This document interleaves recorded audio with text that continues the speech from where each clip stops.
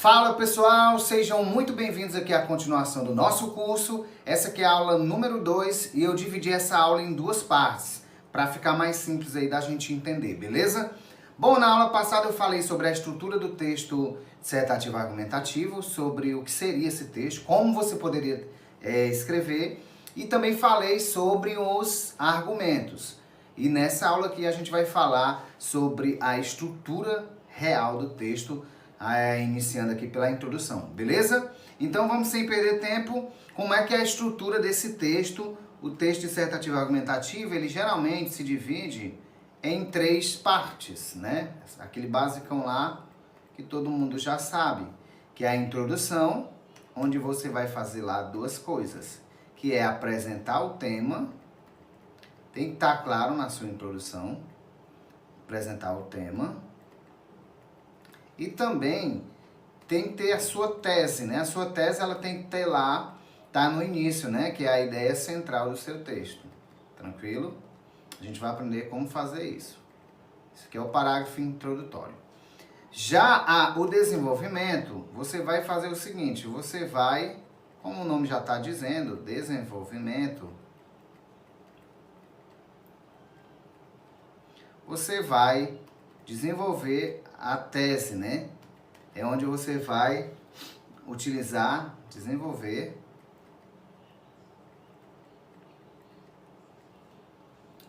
a tese. É onde a gente vai ter a argumentação, certo? Tranquilão? Beleza. Aí a gente vai ter, por fim, a nossa conclusãozinha, que é a parte final do texto, geralmente o 4º parágrafo, que você vai fazer 2 coisas também. Pode ser as 2 coisas ou pode ser só uma, que é reafirmar a tese, reafirmar a tese, ou também propor uma solução para aquele problema, certo? A gente está trabalhando com um problema social, né, que você está desenvolvendo ali, que estou comentando, e você tem que resolver esse problema, apresentando um caminho viável, né? Pronto. Geralmente, a introdução vai ser o parágrafo 1, o desenvolvimento vai ser o parágrafo 2 e o parágrafo 3, e a conclusão vai ser o parágrafo 4, que é o que a gente vai chamar de P4, para nossa correçãozinha aqui do curso, beleza? Então, isso é o que você precisa saber sobre a estrutura de forma geral. Aí, a gente vai trabalhar aqui a estrutura básica da introdução. Para a introdução, a gente vai sempre trabalhar usando esse formato aqui, certo? A gente vai dividir a nossa introdução em 3 partes. E ela vai ter, em média, aqui 6 linhas e meia, certo? Então, já salva essa ideia aí, que a introdução ela tem 6 linhas e meia. Aí, nas 2 primeiras linhas e meia, a gente vai fazer uma citação. Tranquilo? Uma citação. 2 linhas e meia. Depois, a gente vai fazer, vou colocar bem aqui, depois da citação, a gente vai fazer o que a gente vai chamar de contextualização. Contextualização. Tranquilo? Contextualização. E depois, por fim, a gente vai ter aí a nossa linda e maravilhosa tese. Tranquilo? Então, assim, nessa citação, a gente vai trabalhar com 2 linhas e meia, né? Aqui a gente vai colocar também, vamos pensar aqui, 2 linhas. Sobrarão 2 linhas e a gente faz a tese com 2 linhas. Pronto. Isso aqui é a base, 2 linhas, certo? Essa citação, ela pode ser de 2 formas, positiva ou negativa.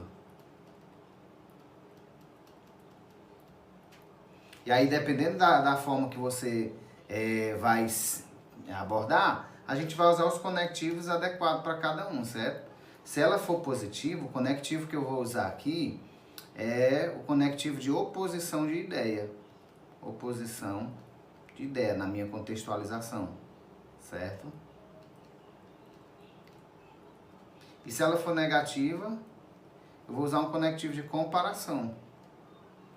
Que eu posso comparar aquilo que eu citei com a realidade que o país, né, que está envolvido ali o tema. Beleza? Então, basicamente, essa é a ideia. Para deixar claro aqui, isso tudo tem que dar 6 linhas e meses. Então, aqui é o primeiro período. Período são as ideias, né, organizadas ali. Primeiro período. A contextualização é o segundo período da nossa introdução. E a tese é o nosso terceiro período. Então, são 3 períodos. 3 períodos, 3 ideias. Beleza? Então, isso aqui é como a gente vai iniciar o nosso texto, a nossa introdução. Guardem essa formulazinha aqui, que a gente vai aplicar no nosso texto a partir de agora. Então, vamos lá. O que citar na introdução? Na introdução, basicamente, a gente pode citar infinitas coisas. Filmes, séries, documentários,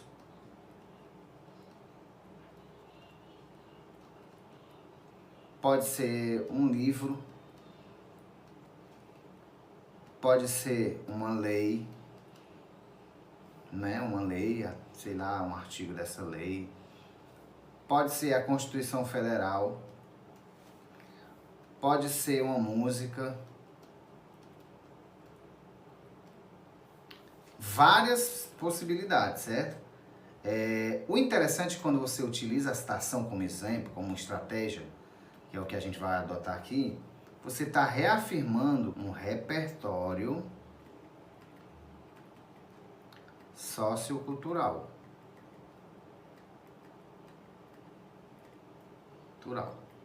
Então isso aqui é importante para ele, que ele vai entender que você, ele domina o conteúdo e para argumentar, ele não usou só apenas as palavras, né, apenas as palavras deles, mas ele embasou os argumentos. Então, quando você cita, isso é interessante, deixa ali o seu argumento com autoridade, com propriedade, né, pertinente e válido.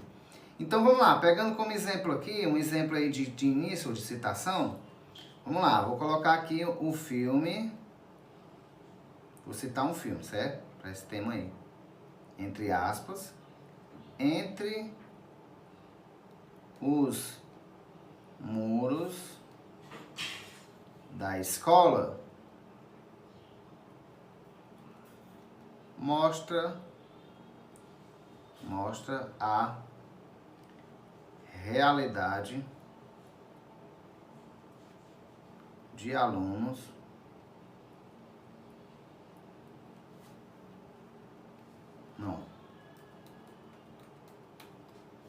que alunos enfrentam no ambiente de ensino.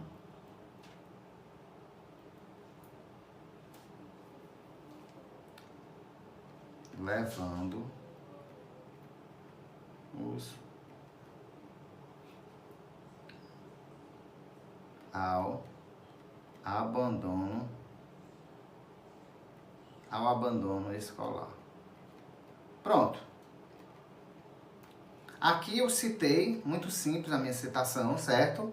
Coloquei aí um filme, aí esqueci de colocar a vírgula, a outra aspas aqui. Pronto. Então eu citei um filme e falei sobre o que acontece no filme. Perceba que essa minha citação ela é uma citação negativa. Que eu mostrei que o que acontece no filme é algo que não é tão bom. Tranquilo? Então, se eu coloquei, a minha citação foi negativa, o meu próximo período, que é a minha próxima etapa da introdução, que vai ser a contextualização, eu vou comparar o que acontece no filme com o que acontece na realidade. Beleza? Mas isso é conteúdo para a próxima aula, parte 2, não perde.